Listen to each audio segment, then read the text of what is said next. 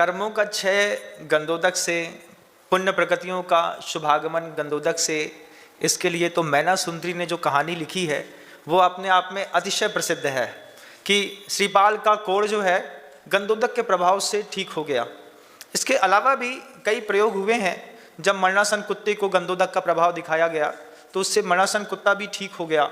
जबलपुर में मड़िया जी के बाहर एक कुत्ता घूमता था बंधुओं, याद है मुझे। एक पात्र में पानी लेकर के किसी साधु परमेष्ठी ने भक्तांबर स्तोत्र के काव्य का मंत्र पढ़ के उस पात्र के जल को भावित कर दिया था और ऐसा दे दिया था कि जाओ वो जो कुत्ता है उस कुत्ते के पूरे शरीर पे ये पानी छिड़क बस दो। बिल्कुल सत्य घटना है। कई बार आपने देखा होगा कि कुत्ते के गर्दन में घाव हो जाते हैं, शरीर में डिसीज हो जाती है तो बिल्कुल पूरे बाल निकल जाते हैं। वो कुत्ता बिल्कुल मरणासन्न अवस्था में था। भक्तांबर स्तोत्र के किसी विशेष काव्य को पढ़ करके सामने जल रख करके 108 बार उनको पढ़ करके उसकी वेदना नहीं देखी जाती थी, क्योंकि वो बगल में एक होटल थी मड़िया जी के जस्ट बगल से ही। वो होटल के किनारे पे नाली के ऊपर बैठा मिलता था। जितनी बार हम लोग लवशंका दीर्घशंका करके वहां से वापस लौटते थे उसको देखते थे तो पीड़ा होती थी। तो किसी साधु परमेष्ठी ने भक्तांबर स्तोत्र का जल मंत्रित करके उसके ऊपर छिड़क दिया। 25 दिन के अंदर घुंघराले बाल लेकर के वो कुत्ता बिल्कुल जवान होकर के खड़ा हो गया।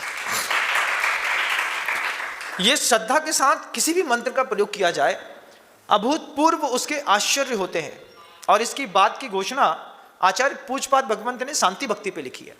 आचार्य भगवंत ने कहा है, विद्या भैसज मंत्र तोय हवनैर याति प्रशांतिम यथा।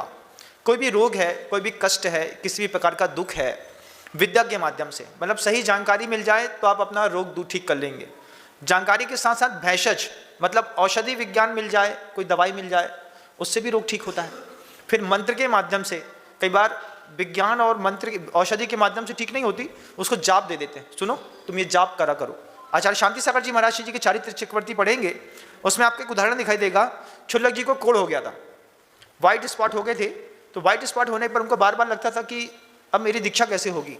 आचार्य शांति सागर जी ने उनको मंत्र फेरने के लिए दिया, एक ही भाव का चौथा काव्य। उन्होंने पूरी श्रद्धा भक्ति के साथ 6 महीने तक मंत्र फेरा।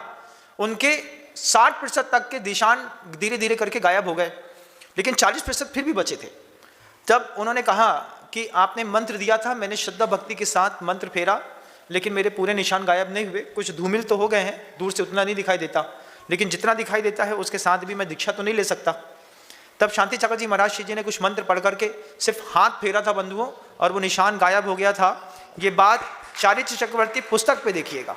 मेरा खुद का तो कुछ है नहीं, लेकिन दिमाग में है। तो मंत्र के माध्यम से भी रोग दूर होता है। विद्या भैसज मंत्र, उसके बाद एक शब्द आता है तोय। तोय का मतलब पानी होता है।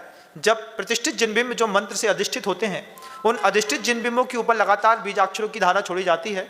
उस मंत्र में, उस जल में एक प्रभावकारी शक्ति होती है। वो गंधोदक पार्श्वनाथ भगवान का, शांतिनाथ भगवान का, आदिनाथ भगवान का, विशेष अवसरों पर अलग अलग प्रतिमाओं के गंधोदक से अलग अलग प्रभाव मिलते हैं। साधु परमेष्ठियों को इस बात की बहुत अच्छी जानकारी रहती है। वे जब कभी भी कोई विशेष किसी को रोग इत्यादि होता है तो सामान्य से बता देते हैं कि शांतिनाथ भगवान की एक शांति धारा कर लेना, कभी पार्श्वनाथ भगवान की शांति धारा कर लेना। इस प्रभाव से भी जीवन में सौंदर्य विकसित होता है। ये पूज्यपाद भगवंत कह रहे हैं। विद्या भैसज मंत्र तोय, और फिर अंतिम है हवनैर। हवन के माध्यम से भी, मान लीजिए इन 4 का प्रयोग करने के बाद भी जीवन में आराम नहीं मिलता, तो विशेष प्रकार का हवन किया जाता है। शांति विधान के अंत में एक मंत्र लिखा हुआ है जो असंख्यात वर्ष पुराना है। अच्छा, मतलब तीर्थंकर शांतिनाथ भगवान जी के समय का ही है वो। ओम ह्रीम जगत शांति कराय श्री शांतिनाथाय नमः सर्वोपद्रव शांतिम कुरु कुरु स्वाहा। इस मंत्र को अगर किसी गुरु ने आपको विशेष रूप से विधि समझा करके दिया है और उसका 6 महीने तक हवन लगातार करते हैं, इसका भी एक विशेष प्रभाव पड़ता है। ये सारी चीज़ें मेरी अनुभूत हैं बंधुओं। मैंने 22-25 साल के जीवन काल में, मुनि जीवन में, कई चीज़ों के ऐसे साक्षात प्रयोग देखे हैं जिसके लिए मैं इतना विश्वस्त हूँ। मैं भी कभी किसी को कोई प्रयोग बताता हूँ और उनके प्रयोग सफल हो जाते हैं। ये मेरा खुद का जीवन है, मैं देख रहा हूँ इस बात को, और ये तो मैं मानूंगा। कोई भी काम हो, श्रद्धा के साथ जब एकलव्य द्रोणाचार्य से विद्या सीख सकता है, तो फिर हमारे पास तो साक्षात जीवित मंत्र हैं, इनसे तो हम कुछ भी कर सकते हैं।